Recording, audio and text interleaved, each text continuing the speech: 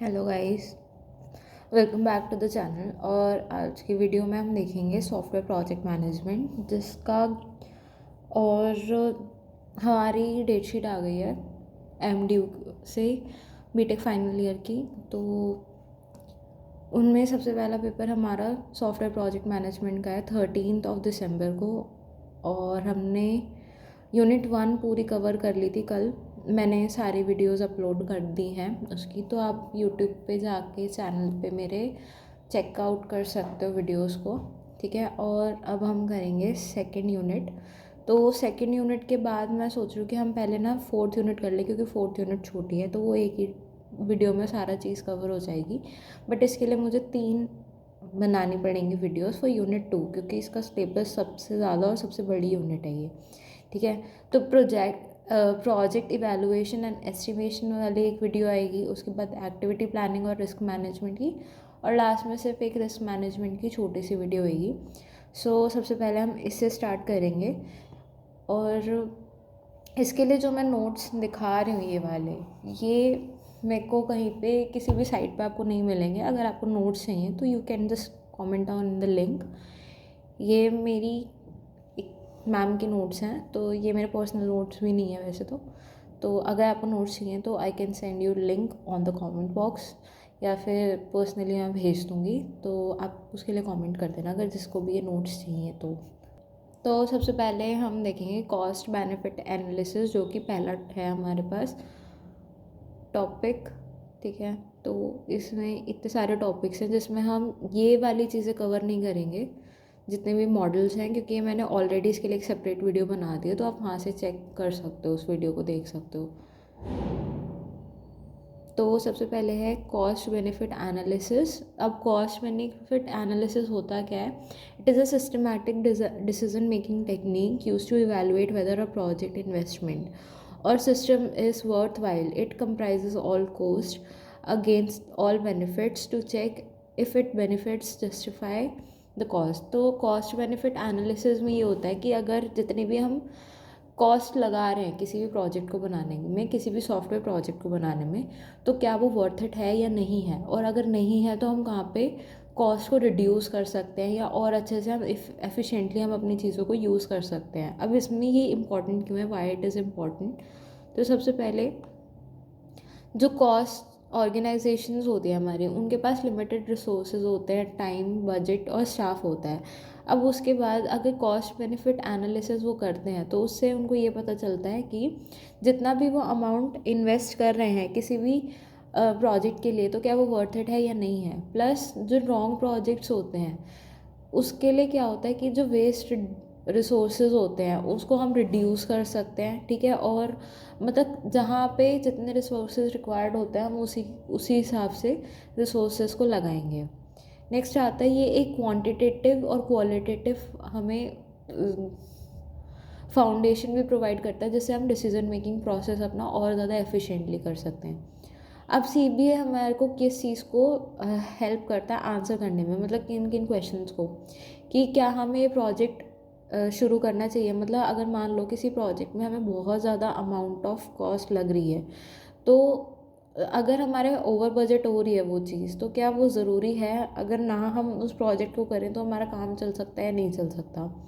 ठीक है, उसके बाद आता है, is the investment worth it as compare to the alternatives. मतलब अगर हम जो चीज़ें अभी यूज़ कर रहे हैं, अगर हम उसके ऑल्टरनेटिव्स यूज़ करें तो क्या इन्वेस्टमेंट और ज़्यादा ठीक से वर्थ इट होगा या नहीं होगा। कि मान लो फॉर एग्जांपल मैं किसी एक टूल को यूज़ कर रही हूँ और उसका ऑल्टरनेटिव बी टूल है मेरे पास, और अगर बी टूल में मेरी कॉस्टिंग कम आ रही है एज़ कम्पेयर टू ए, तो क्या ए का ऑल्टरनेटिव दैट इज़ बी, क्या वो मेरे लिए वर्थ इट है यूज़ करना या नहीं है? तो ऑफ कोर्स आंसर होगा येस, क्योंकि उसमें मेरे को कॉस्टिंग कम आ रही है। ठीक है, फिर नेक्स्ट आता है ऑब्जेक्टिव्स ऑफ सीबीए। तो सीबीए में हमारे पास क्या क्या ऑब्जेक्टिव्स रहते हैं? To determine the financial viability of the project. ठीक है, उसके बाद आता है identify all hidden and visible cost, और टैंजिबल और नॉन टैंजिबल बेनिफिट्स को भी हाईलाइट करता है। अब टैंजिबल और नॉन टैंजिबल का मतलब होता है कि टैंजिबल होता है कि जिनको आप फिज़िकली टच कर सकते हो, फिज़िकली हम टच कर सकते हैं। फॉर एग्जांपल मेरे जितने भी हार्डवेयर प्रोजेक्ट्स हैं वो सारे टैंजिबल होते हैं, और इनटैंजिबल होता है that we can't touch physically. तो उसमें आते हैं सॉफ्टवेयर प्रोजेक्ट्स, या हमारे पास जितने भी ऐसे कोई भी अगर हम सॉफ्टवेयर बना रहे हैं जिसको हम फिज़िकली टच नहीं कर सकते बट हम उसको यूज़ कर सकते हैं, तो वो इंटेंजिबल में आएगा। फिर उसके बाद आता है to add comparison of multiple projects and select the best one. मतलब हम बहुत सारे प्रोजेक्ट्स को कंसिडर करके चलेंगे और उसमें हम एक बेस्ट को सिलेक्ट कर लेंगे, ठीक है। फिर नेक्स्ट आएगा हमारे पास to support the management decisions with evidence. मतलब एक हमारे पास एविडेंस भी रहेगा कि हमें यहाँ पे इतनी कॉस्ट आई थी तो हम ये चीज़ ना यूज़ करके हम इसका ऑल्टरनेटिव यूज़ कर सकते हैं, ठीक है। अब इसमें कॉस्ट बेनिफिट एनालिसिस हम करते कैसे हैं उसके लिए हम कुछ स्टेप्स देखेंगे यहाँ पे। तो ये इसके 4 स्टेप्स दे रखे हैं, तो लेट्स सी हम क्या क्या है इसमें आगे।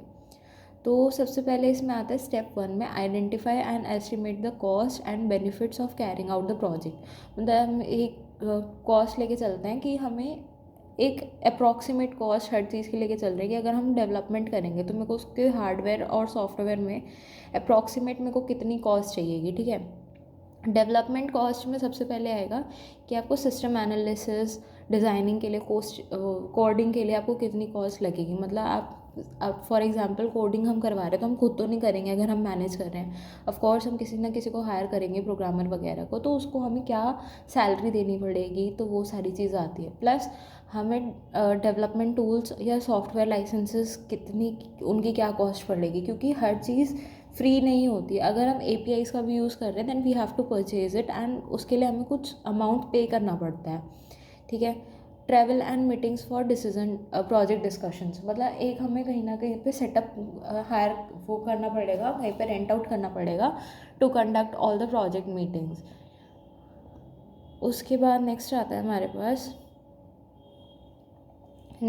हमारे पास सेटअप कॉस्ट। सेटअप कॉस्ट में आपका आएगा कि आपको इम्प्लीमेंटेशन के लिए हमें क्या सेटअप चाहिएगा उस चीज़ का, तो उसमें हार्डवेयर या नेटवर्किंग इक्विपमेंट्स जितने भी आते हैं वो हमें सब खरीदने पड़ेंगे, ठीक है। या फिर अगर बहुत अच्छी जो कंपनीज़ होती हैं वो अपने डेवलपर्स को अपने ही हार्डवेयर्स प्रोवाइड करती हैं, अपने लैपटॉप्स प्रोवाइड करते हैं टू वर्क ऑन दैट, ठीक है। फिर हमारे पास आता है सॉफ्टवेयर इंस्टॉलेशन या फिर डेटाबेस माइग्रेशन, तो उसके लिए भी जो कॉस्टिंग आएगी वो सब हमें देखना पड़ेगा। फिर फाइल कन्वर्जन, जो हमारा पुराना डेटा भी लेके अगर हम चल रहे हैं तो उसके लिए भी चाहिए कि हमें सेटअप कॉस्ट में। प्लस ये आता है कि अगर आप किसी भी अपने एम्प्लॉय को हायर कर रहे हो और उसको किसी नए प्रोजेक्ट पे काम करवा रहे हो जिस पर उसने पहले नहीं करा हुआ, so we have to train them also. फिर नेक्स्ट हमारे पास आता है ऑपरेशनल कॉस्ट। ऑपरेशनल कॉस्ट में हमारी आती है ऑनगोइंग। तो ऑपरेशन कॉस्ट में हम इसको रिकरिंग कॉस्ट भी बोलते हैं। तो उसमें हमारे ऑनगोइंग एक्सपेंसेस आते हैं कि अगर जब हमारा सब चीज़ स्टार्ट हो गई, प्रोजेक्ट्स बिल्ड होना स्टार्ट हो गया, तो उसमें हमारे क्या एक्सपेंसेस आते हैं। तो अब इसमें आएगा हमारा इलेक्ट्रिसिटी एंड पावर कंजम्पशन, कि अगर हम किसी भी मतलब जैसे अगर लैपटॉप्स हैं तो इलेक्ट्रिसिटी कितनी उसमें यूज़ हो रही है या और भी चीज़ों के लिए अगर आप कहीं पे भी सेटअप प्रोवाइड कर रहे हो तो और भी ज़्यादा चीज़ें हमारे पास आती है। जैसे मान लो अगर मैं फॉर एग्जांपल मैं रूम रेंट आउट कर रही हूँ तो उसके लिए मेरे को इलेक्ट्रिसिटी बिल या जितना भी मैं पावर कंज्यूम कर रही हूँ तो उसके लिए मेरे को पे करना पड़ता है, तो वो सारी चीज़ें ऑपरेशनल कॉस्ट में आती हैं, ठीक है। उसके बाद हमारे पास कंज्यूमेबल्स होते हैं, जैसे पेपर हो गया, कार्टेजेस हो गए जो प्रिंट आउट्स अगर हम निकाल रहे हैं, स्टोरेज मीडिया हो गई, उसके लिए भी हमें पे करना पड़ता है, ठीक है। फिर मेंटेनेंस कॉन्ट्रैक्ट्स की वही कि जहाँ पे हम काम कर रहे हैं उसके लिए हमें मेंटेनेंस कॉस्ट जो भी रेंट होता है वो सब पे करना पड़ता है, स्टाफ की सैलरी वगैरह वो सब चीज़ें, ठीक है। नेक्स्ट आता है हमारे पास स्टेप 2 में आइडेंटिफाई बेनिफिट्स। तो बेनिफिट्स हमारे टेंजिबल हो सकते हैं जो कि हम मेजर कर सकते हैं या हम जिस चीज़ को टच कर सकते हैं, ठीक है। तो अब इसमें आता है सबसे पहले हमारे पास रिड्यूस स्टाफ कॉस्ट, कि हम उतने ही लोगों को हायर करें जितनों की हमारी नीड है, ठीक है। उसके बाद हम पेपर की प्रिंटिंग अगर हम रिड्यूस कर दें, पेपर प्रिंटिंग अगर हम रिड्यूस कर दें तो वहाँ पे हमारी प्रिंटिंग पेपर की कॉस्ट भी कम हो जाएगी। फिर नेक्स्ट आता है हमारे पास फास्ट प्रोसेसिंग, सेव टाइम्स और हाई प्रोडक्टिविटी, ठीक है।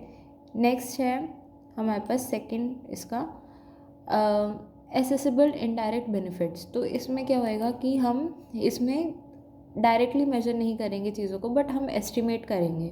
अब वो कैसे करेंगे कि हम जो उसका एग्जांपल हमारे पास है कि इम्प्रूव स्पीड ऑफ ऑपरेशंस, या फिर अगर हम दूसरा एग्जांपल देखें तो रिड्यूस एरर्स एंड रिवर्क, ठीक है। और रहता है हाई क्वालिटी ऑफ आउटपुट। अब इसमें हम चीज़ों को मेजर नहीं कर रहे, बट हम इसमें एस्टिमेशन देख रहे हैं। फिर थर्ड आता है इंटेंजिबल बेनिफिट्स, जिनको हम टच नहीं कर सकते ऑफ कोर्स।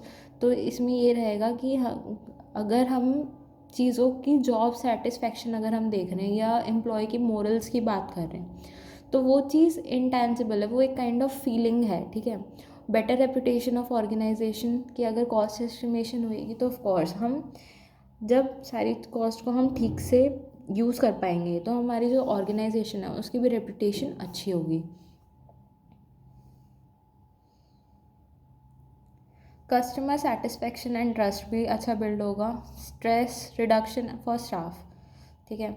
स्टेप 3 आता है convert cost and benefits into monetary values.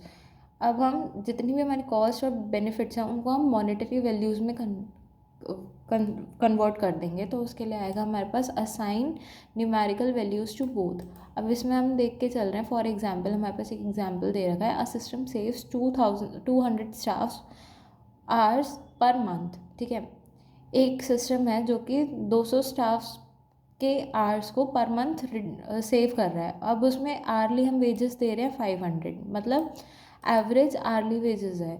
तो हम एक तरह से अगर मैं बोलूँ कि 200 स्टाफ है मेरे पास, ठीक है, जिनको मैं पर आवर 500 रुपीज़ पे कर रही हूँ, और मैं पर मंथ इतना नए सिस्टम से सेव कर रही हूँ, तो मेरे पास पूरी कॉस्टिंग कितनी आएगी पर ईयर की, पर एनम कॉस्ट कितनी आएगी। 200 स्टाफ हो गए, उनका पर आवर वेजेस होगी 500, तो इन दोनों को मल्टीप्लाई करके हम 12 से मल्टीप्लाई कर देंगे, बिकॉज वी हैव 12 मंथ्स, ठीक है। तो हम 12 लाख रुपीज़ हम पर ईयर सेव कर सकते हैं, तो इससे ये भी एक फ़ायदा है। उसके बाद है हमारे पास कंपेयर कॉस्ट एंड बेनिफिट्स, मतलब हम एक कॉस्ट और बेनिफिट्स को कैसे कैलकुलेट कैसे करेंगे कंपैरिजन के लिए। तो उसके लिए हमारे को ये फार्मूला यूज़ करना है जिसमें हम नेट बेनिफिट को हम कैलकुलेट कर रहे हैं, total benefit minus total cost. और अगर ये चीज़ मेरी ग्रेटर देन ज़ीरो आ रही है, मीन्स पॉजिटिव वैल्यू आ रही है, तो हम एक्सेप्ट कर लेंगे प्रोजेक्ट को। अगर वहीं हमारा जो वैल्यू आ रही है वो लेस देन ज़ीरो आ रही है, मीन्स नेगेटिव वैल्यू आ रही है, तो हम प्रोजेक्ट को रिजेक्ट कर देंगे। तो ये हमारे पास एक मेन चीज़ है, ठीक है। नेक्स्ट है हमारे पास cash flow forecasting, next topic है हमारा। तो कैश फ्लो फोरकास्टिंग क्या होता है, when evaluating projects is not enough to only consider total cost and total benefits, we must also analyse कि हमारा, अगर मेरे को लग रहा है कि मेरे पास जितना भी इवैल्यूएशन है वो मेरे को इनफ नहीं लग रहा टोटल कॉस्ट और टोटल बेनिफिट को कंसिडर करने के लिए, तो मैं क्या क्या चीज़ें और एनालाइज करूँगी कि मेरी टोटल मनी कितनी स्पेंड होने वाली है और प्लस मैं अर्न कितना कर रही हूँ उस प्रोजेक्ट से, ठीक है। ऐसा ना हो कि मैं स्पेंड ज़्यादा कर दूँ पर वहीं पे मेरी अर्निंग कम है। तो हम यही देखते हैं कि अगर हम जितना स्पेंड कर रहे हैं हमें इनकम उससे ज़्यादा ही मिले, कि मतलब हमें बेनिफिट ही हो, तो उसके लिए हम कैश फ्लो फोरकास्टिंग करते हैं। अब इसमें देखते हैं कैश फ्लो फोरकास्टिंग की सबसे पहले यहाँ पर डिफाइन दे रखी है कि cash flow forecasting is a process of predicting the timing and amount of cash flows and outflows. अब आउटफ्लोज को हम एक्सपेंडिचर बोलते हैं और इनफ्लोज को हम इनकम बोलते हैं, ठीक है। तो हम इसमें पूरी चीज़ हम प्रिडिक्ट करके चलते हैं कि एक टाइम स्पैन में हमें कितना इनकम हो रहा है प्लस हमारा एक्सपेंडिचर कितना है। तो अब इससे हमें यही चीज़ पता चलेगी, पहले तो हमने कितनी मनी स्पेंड करी, when will it be spend, मतलब हम कब उस मनी को स्पेंड करेंगे, मतलब ऐसे कुछ फेजेस होंगे। जैसे मान लो अगर मैं कोई भी प्रोजेक्ट बना रही हूँ तो उसके लिए जो हार्डवेयर अगर मेरे को परचेज़ करना है और उसके साथ में मेरे को नेक्स्ट स्टेप में कोई सॉफ्टवेयर परचेज़ करना है, तो मेरी हार्डवेयर में ज़्यादा कॉस्ट स्पेंड होगी as compare to the software one, ठीक है। फिर आता है how much income will be generated. अब ये दोनों चीज़ होने के बाद, ये मनी स्पेंड होने के बाद मैं इनकम कितनी जनरेट कर रही हूँ और वो मेरे को रिसीव होगी कब, तो ये सारी चीज़ हम देख पाते हैं। तो एक एक डायग्राम दे रखा है हमें टिपिकल कैश फ्लो का, जिसमें हमने इनकम को पॉजिटिव में रखा है, वहीं एक्सपेंडिचर को हमने बिलो द एक्सेस रखा है, मीन्स नेगेटिव वैल्यूज़ को हम कंसिडर करके चल रहे हैं क्योंकि वो एक्सपेंसेस हमारे पास से जा रहे हैं, तो इसलिए हम उसको नेगेटिव कंसिडर कर रहे हैं। जिसमें टाइम के रिस्पेक्ट में ये एक इस टाइप का कुछ हमें एक डायग्राम देखने को मिल रहा है। तो इसमें क्या लिख रहा हुआ है कि एवरी प्रोजेक्ट और product goes through a life cycle and during this period the pattern of cash flow changes significantly. हाँ, मतलब यहाँ पे चेंज हो रहा है। तो अब इसमें यही देख रहे हैं कि at the beginning of the project cash flow is usually negative because large amount of money are spend during the development activities such as staff salaries, equipments purchase, raw materials, software tools, infrastructure, while no income is generated। ठीक है, तो initial stage में हमेशा negative रहेगा क्योंकि first we have to spend अपनी side से, और उसके बाद जब काम हो जाएगा, ये स्पेंडिंग्स जब होंगी तो उसके बाद हमें इनकम जनरेट होगी, तो ये पॉजिटिव हम कंसिडर करेंगे इस चीज़ को, क्योंकि तब हमारे पास हमें मनी मिल रही है, हमें अपनी साइड से मनी देनी नहीं पड़ रही। ठीक है, once the project is launch in to the market, the software is deployed, the organization begins to earn the revenue. In this growth stage, income starts to flow in, and if the sale increases, the income may rise rapidly. At this point, the cash flow gradually improves from negative to positive। वही बात कि हमने जब सारी चीज़ हमारा build हो गई है, अब वो डिप्लॉय करने के लिए रेडी है, तो वो एकदम से फिर पॉजिटिव साइड चली जाएगी because now we start earning from that. ठीक है, फिर नेक्स्ट है हमारे पास as the project becomes well establish in the market, it enters the maturity stage where the cash flow is stable and usually positive when the income from the sales or the usages exceed the running cost gives its maximum profitability. This is often the longest and the most stable stage. मतलब यहाँ अगर हम इस side पे देखें तो यहाँ पे सबसे ज़्यादा मेरे को हाई एल्टीट्यूड दिख रहा है। मतलब इस साइड पे मेरा जो मेरी इनकम है, या मैं बोलूँ तो वो एकदम पीक पे है यहाँ पे। ठीक है, उसके बाद वो ग्रेजुअली फॉल होने लगी और लास्ट में फिर से नेगेटिव हो गई वो चीज़। और जो फाइनल जब डिक्लाइन फेज होता है, अब डिक्लाइन स्टेज बेसिकली क्यों आ रहा है नेगेटिव बाद में, इसलिए हो रहा है क्योंकि ना technologies time to time change होती रहती हैं, और हमारा जो प्रोजेक्ट है वो अब उस टेक्नोलॉजी को ओवरकम नहीं कर पा रहा, जो नई टेक्नोलॉजीज आई हैं, तो इस वजह से उसमें डिक्लाइन फेज आ जाता है। ठीक है, तो इसमें इतना ही है, आप इसको पूरा ये डायग्राम बना के यहाँ पे एक्सप्लेन कर सकते हो कैश फ्लो को। उसके बाद आता है importance of cash flow forecasting. मतलब कैश फ्लो किस लिए ज़रूरी है, तो ये सबसे पहले तो अवेलेबिलिटी ऑफ फंड्स बताता है कि हमारे पास अवेलेबल फंड्स हैं कितने, कि हम स्टार्टिंग में एक्सपेंसेस अपने कितने कर सकते हैं, प्लस जब हमें अपने अवेलेबल फंड्स पता होंगे तो उसके अकॉर्डिंग हम मनी को लोन कर सकते हैं या फिर बोरो कर सकते हैं। मतलब फ्रेंड्स या रिलेटिव से अपना जो मनी है आप उसको वहाँ पे बोरो कर सकते हो, या फिर हम लोन्स फिर ले सकते हैं। ठीक है, अब हम स्टेज पेमेंट्स को असाइन कर इसमें क्या होगा, इसमें हम इंस्टॉलमेंट्स वगैरह वो सारी चीज़ें आ जाएंगी। फिर आता है हमारे पास identify the time gaps between the expenditure and incomes. मतलब हमारा एक्सपेंडिचर और इनकम पे ही सारा रोल चल रहा है, तो वो सारा टाइम गैप्स को भी हम आइडेंटिफाई कर सकते हैं। और चैलेंजेस क्या आएंगे इसमें, सबसे पहले है हमारे पास difficult to predict accurately in early stages. Early stages means expenses के टाइम पे हमारे पास कई बार डिफ़िकल्ट हो जाता है प्रिडिक्ट करना क्या इतनी इनकम हमारे पास आएगी भी या नहीं आएगी। ठीक है, नेक्स्ट आता है inflation and price fluctuation increase uncertainly. कई बार प्रोडक्ट जो हम वो कर रहे हैं, क्या बोलते हैं, हम जितना एक्सपेंड कर रहे हैं, कई बार ये होता है कि हमारे पास उतनी इनकम आएगी भी या नहीं आएगी ड्यू टू प्राइस फ्लक्चुएशंस, तो ये भी दिक्कत रहती है इसमें। फिर हमारे पास रहता है लॉन्ग टर्म एस्टिमेशन, कि मतलब मान लो फॉर एग्जांपल मैंने आपको आज ही प्रोजेक्ट बना के दे दिया, और अगर आप मेरे को इनकम मेरी जो जितना भी मेरा अमाउंट है इनकम मेरे को आ रही है 1 महीने बाद, तो वो भी दिक्कत हो जाएगी। ठीक है, फिर है एक्सटर्नल डिपेंडेंसी, सप्लायर की कॉस्ट कितनी ही दे रहा है वो मेरे को, या मार्केट चेंजेस कितने हैं, ये सारे हमारे इसमें चैलेंजेस रहते हैं। नेक्स्ट है मेरे पास कॉस्ट बेनिफिट इवैल्यूएशन टेक्निक्स। इसमें क्या आएगा, when evaluating a project is not enough to only check whether it generates profit, we must compare the benefits of the project again the cost to decide if it is worth while. ठीक है, इसका क्या मतलब है कि जब हम एक प्रोजेक्ट से, ठीक है, हम सिर्फ ये देख रहे हैं कि हमें इतनी बात नहीं देखनी कि हमें प्रॉफिट जनरेट हो रहा है या नहीं हो रहा, बट अब हमें कंपेयर भी करना है अपने बेनिफिट्स को against the cost to decide कि वो वर्थ इट है या नहीं है। इसका मतलब कि लाइक हम जितने बेनिफिट्स हमारे प्रोजेक्ट के हैं वो उस कॉस्ट के लिए ठीक है या नहीं है, क्या हमें और ज़्यादा बेनिफिट्स मिलने चाहिए या नहीं मिलने चाहिए, वो सारी चीज़। अब इसमें ये रहता है कि it ensures that limited resources are used efficiently and project with the best financial return at lowest risk are chosen. इसका क्या मतलब है कि हमारे पास जितने भी लिमिटेड रिसोर्सेज हैं, मतलब हमने लगा लो कि अगर मैंने 5 लोगों की टीम बनाई जिसमें मैंने कुछ मनी इन्वेस्ट करी और उसमें टाइम भी इन्वेस्ट करा है, तो क्या वो चीज़ें एफिशिएंटली यूज़ हो भी पा रही हैं या नहीं हो पा रही।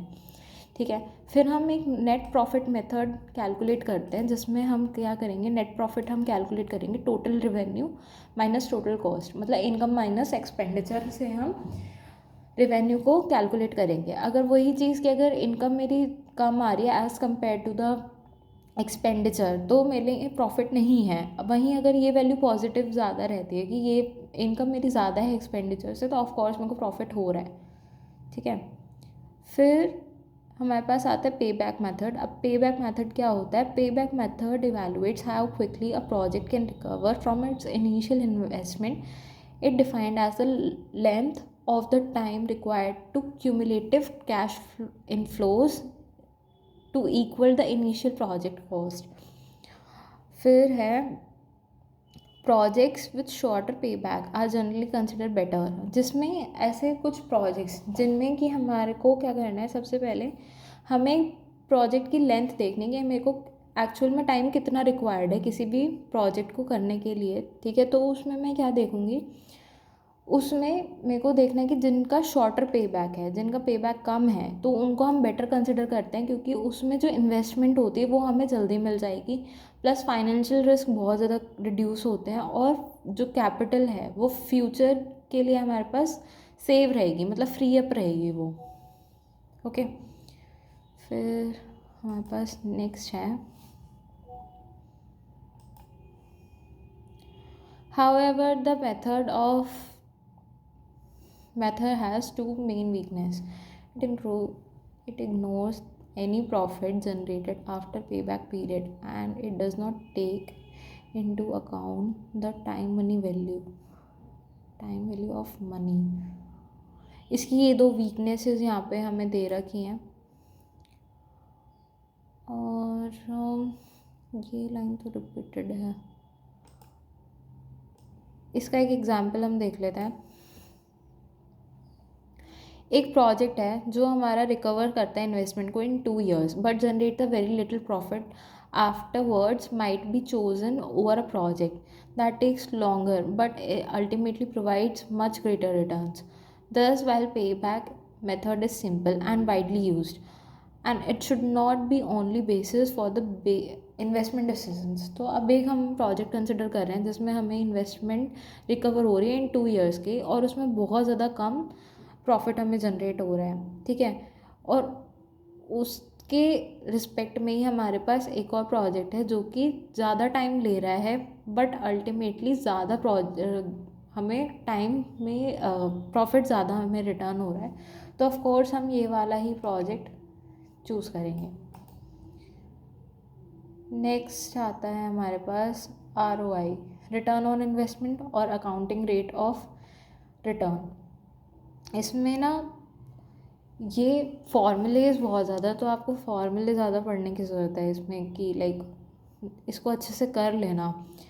ठीक है, द रिटर्न ऑफ इन्वेस्टमेंट और accounting rate of return method expresses project profitability as a percentage of initial investment. अब इसमें एक फार्मूला हमारे पास ये यूज़ होता है, एवरेज एनुअल प्रॉफिट को हम इनिशियल इन्वेस्टमेंट से डिवाइड करके हम 100 से मल्टीप्लाई करेंगे तो हमें एक काइंड ऑफ परसेंटेज मिलेगा, जिससे हम ये कैलकुलेट कर सकते हैं कि हमारे इनिशियल इन्वेस्टमेंट और इन दोनों के बीच में, एनुअल प्रॉफिट के बीच में कितना हमें परसेंटेज मिल रहा है या नहीं मिल रहा। और ये बहुत ज़्यादा इजी टू कंप्यूट है। ठीक है, स्ट्रेट फॉरवर्ड मेथड है, और ये हमें कंपैरिजन करने में अलाउ करता है कि हम डिफरेंट प्रोजेक्ट्स को, कि अगर मैं प्रोजेक्ट ए को कंसिडर कर रही हूँ तो उसमें मेरे को रिटर्न ऑफ इन्वेस्टमेंट कितना मिलेगा, और वहीं अगर मैं प्रोजेक्ट बी कंसिडर कर रही हूँ तो उसमें किस ज़्यादा मिलेगा, तो जिसकी ज़्यादा परसेंटेज होगी हम उसी को कंसिडर कर लेंगे।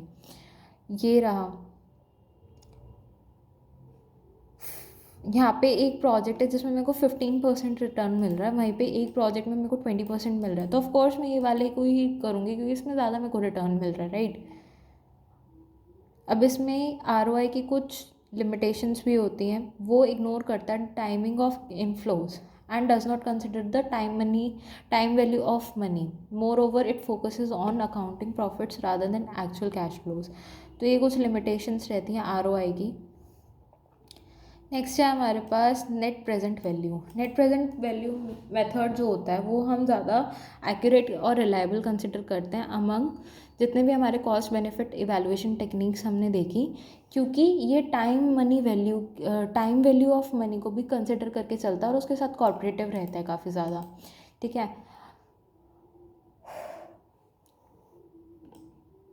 NPV is calculated by discounting all the expected future inflows and outflows to their present value using a discount rate।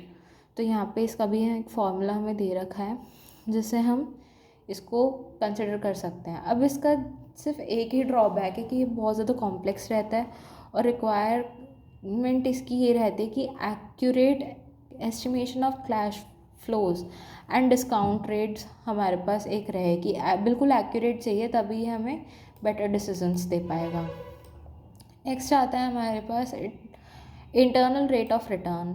ये मतलब प्रैक्टिकली वैसे तो मेरे ख्याल से एप्लीकेबल नहीं है, ये सिर्फ एक कॉन्सेप्ट है। तो IRR is a discount rate that makes the project's net present value exactly zero. Okay, equivalently it's the break even annual return the project generates on money you invest। ठीक है, तो सबसे पहले IRR जो हमारा है वो प्रोजेक्ट की नेट वैल्यू को, नेट प्रेजेंट वैल्यू को एग्जैक्टली तो ज़ीरो कर देगा, ठीक है, डिस्काउंट रेट को। उसके बाद इवेंचुअली इसमें एक ये भी रहेगा कि जो ये हमारा एनुअल रिटर्न है उसको भी ब्रेक कर देता है, और अगर ये हायर है than your required return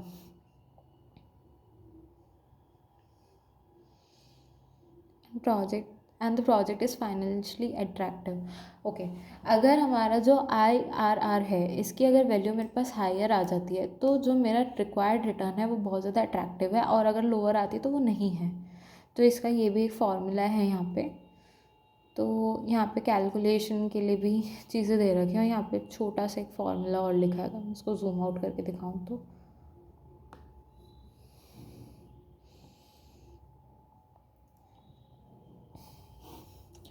limitations इसमें यहाँ पे हमें दे रखी हैं कुछ IRR की। Multiple IRR if cash flows changes signs positive negative you might get an multiple IRR।